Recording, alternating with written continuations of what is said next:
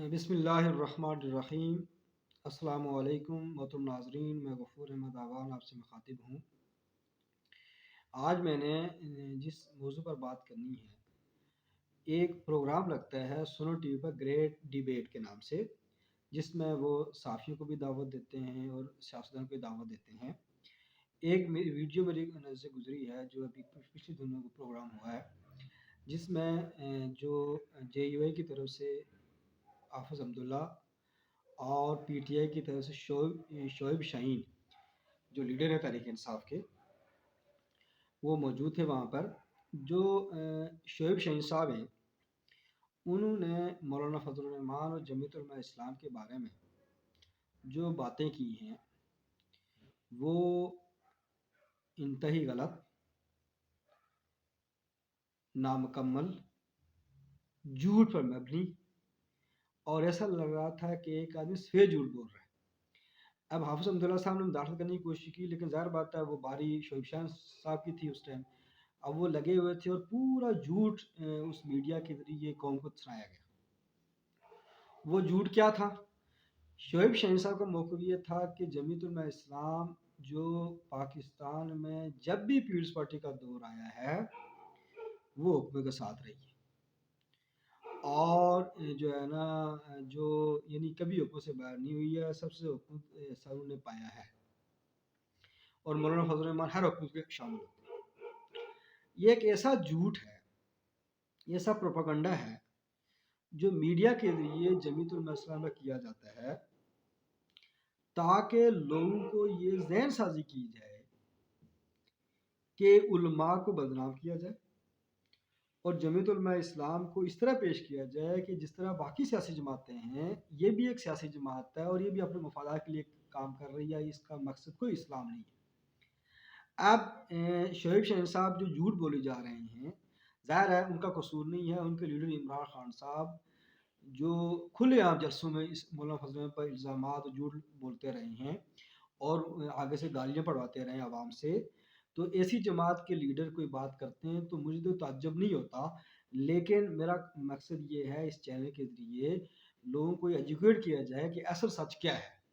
اب ڈیبیٹ میں یہ ہوتا ہے کہ ٹائم تھوڑا ہوتا ہے، حافظ عبداللہ صاحب نے کچھ بات کی، لیکن ظاہر بات ہے وہ میڈیا کا پلان ہی یہ ہوتا ہے کہ وہ پی ٹی آئی کی بات کو آگے زیادہ پیش ہو تاکہ لوگ ان کی طرف زیادہ مائل ہوں۔ یہ ذرا ہمارا میڈیا کا المیہ ہے، اس پر ذرا افسوس ہی کیا جا سکتا ہے۔ اور آپ کو یہ بات معلوم ہے کہ پاکستان کا میڈیا، اس کا رجحان کس طرف ہے، ظاہر بات ہے وہ اسلام یا نظام کی طرف نہیں ہے، بلکہ جو اس نظام کی طرف ہے جو باطل نظام پاکستان میں مسلط ہے، جس کے تحت یہ میڈیا چل رہا ہے۔ لیکن میں آپ کو یہ وضاحت کر لیتا ہوں، شعیب شاہین صاحب نے جو بات کی ہے وہ انتہائی غلط بات کی ہے۔ اب میں آپ کو یہ بتا دیتا ہوں کہ جمعیت علماء اسلام مولانا فضل الرحمان جب سے امیر بنے ہیں، 1980 سے مولانا فضل الرحمان سیاست میں ہیں، 1981 میں ایم آر ڈی بنتی ہے، بالیہ جمہوریت کی تحریک چلتی ہے جس میں جمعیت علماء اسلام شامل ہوتی ہے۔ 1985 میں غیر جماعتی الیکشن ہوتے ہیں جس میں جے یو اے الیکشن کا بائیکاٹ کرتی ہے اور پیپلز پارٹی بائیکاٹ کرتی ہے۔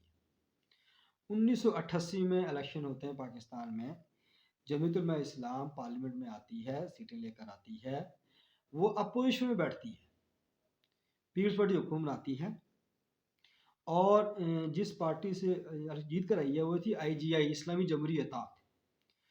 آئی جی آئی وہ جماعت تھی جس کو بنایا تھا اسٹیبلشمنٹ نے، اس ٹائم کی اسٹیبلشمنٹ نے، جنرل حمید گل نے بنایا تھا، اس ٹائم کے فوجی اداروں نے بنایا تھا، باقاعدہ وہ مانتے رہے حمید گل صاحب۔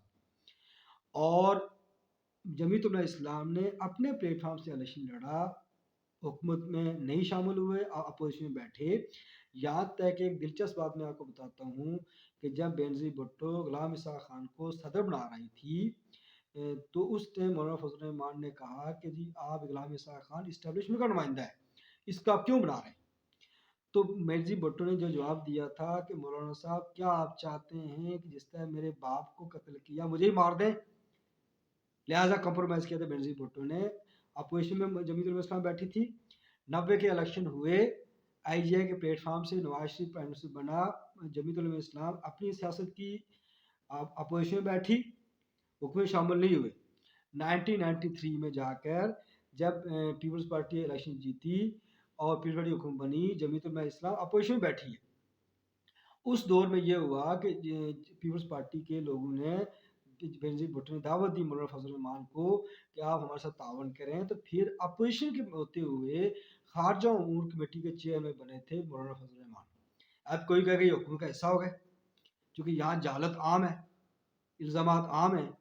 تو یہ آپ کی اطلاع کے لیے عرض ہے کہ 1990 میں جب پرائم منسٹر نواز شریف تھے تو اپوزیشن لیڈر تھی بینظیر بھٹو۔ اپوزیشن لیڈر ہوتے ہوئے اس ٹائم بینظیر بھٹو خارجہ امور کمیٹی کے چیئرمین تھی، تو لہٰذا جو ہے نا حکم میں شامل نہیں تھے۔ 1997 میں جمعیت علماء اسلام کو ظاہر بات ہے پورے ملک میں نواز شریف کو سلیکٹ کیا گیا تھا، اور کے پی کے بلوچستان سے بہت کم ممبر پارلیمنٹ میں آئے تھے، اس ٹائم بھی جمعیت اپوزیشن میں بیٹھی تھی۔ اب جو شعیب شہنشاہ یہ کہہ رہے ہیں کہ ہر دور میں وہ جو ہے نا حکم میں شامل تھے، کتنا بڑا جھوٹا الزام ہے جس کو پھیلایا جا رہا ہے۔ 2002 میں جب الیکشن ہوئے تو پھر مذہبی جماعتوں کا اتحاد بنا ایم ایم اے، متحدہ مجلس عمل کے نام سے، جس میں انہوں نے سویپ کیا تھا کے پی کے میں۔ اب حکومت ان کی بننی تھی، وہ انہوں نے 5 سال وہاں لگائے۔ بلوچستان میں جو ہے نا بہت بڑی پارٹی جے یو اے بن کر ابھری تھی، تو ذرا وہاں کولیشن گورنمنٹ بنی تھی۔ مرکز میں مولانا فضل الرحمان اپوزیشن لیڈر تھے، لیکن ایک جھوٹا پروپیگنڈا کیا جاتا ہے کہ مولانا فضل الرحمان مشرف کے ساتھ تھے۔ اب ظاہر بات ہے نوجوان ہیں، پڑھتے نہیں، سنتے نہیں، ظاہر بات ان کا کام یہ ہے کہ کس طریقے سے جو ہے نا علماء کو بدنام کیا جائے۔ 2008 کے الیکشن ہوئے، پھر جب پہلی بار مرکزی حکومت میں جمعیت علماء اسلام پیپلز پارٹی کے اتحادی بنی، اور وہ 2.5 سال حکومت میں رہی۔ 2010 میں جا کر وہ حکومت سے علیحدہ ہو گئی تھی۔ اس کے بعد 2013 کا الیکشن جب ہوا تو پھر جمعیت علماء اسلام نون لیگ کی اتحادی بنی، جو 5 سال بن گئی۔ لہٰذا 1980 سے لے کر آج تک جمعیت علماء اسلام مرکزی حکومت میں صرف 7.5 سال تک حکومت کا حصہ رہی ہے۔ اب آپ جو حساب لگائیں کہ جو اتنے بڑا عرصہ گزرتا ہے، 40 سال کا عرصہ گزر چکا ہے، اس میں سے کوئی جماعت 7 سال کا حصہ میں حکومت میں حصہ ہو، اور میڈیا کے ذریعے پروپیگنڈا کیا جائے کہ یہ جماعت ہر حکومت میں شامل ہوتی ہے، تو یہ جو جھوٹا پروپیگنڈا ہے، یہ جہالت ہے۔ عوام کو شعور کی ضرورت ہے، لوگوں کو چاہیے کہ وہ حقائق کو سمجھنے کی کوشش کریں۔ میں نے ایک پہلی ویڈیو میں کہا تھا کہ علماء پہ الزامات نہ لگائیں، اس سے آپ کو فائدہ نہیں ہے، بلکہ یہ پاکستان کا جو نظام ہے، جو باطل نظام چل رہا ہے ملک میں، سیاسی، معاشی اور معاشی طور پر جو نظام مغرب کا درآمد شدہ ہے، اس نظام کے تحت جب یہاں کے ادارے، یہاں کی میڈیا، یہاں کے جو پاور کوریڈورز ہوتے ہیں، یہاں کی سیاسی جماعتیں اپنے مفادات کے لیے، نظام کو بچانے کے لیے جمعیت علماء اسلام کو ٹارگٹ کیا جاتا ہے، تاکہ اس کو اتنا بدنام کر دو تاکہ لوگ اس کو ووٹ نہ دیں۔ اصل مسئلہ یہ ہے، اس ایجنڈے کے تحت یہ سب کچھ کیا جاتا ہے۔ تو محترم ناظرین، میں نے آج آپ کو یہ بتانا تھا کہ جمعیت علماء اسلام کب کب حکومت میں رہی اور کب وہ اپوزیشن میں تھی، تاکہ اصل حقیقت عوام کو پتہ چل جائے۔ شکریہ۔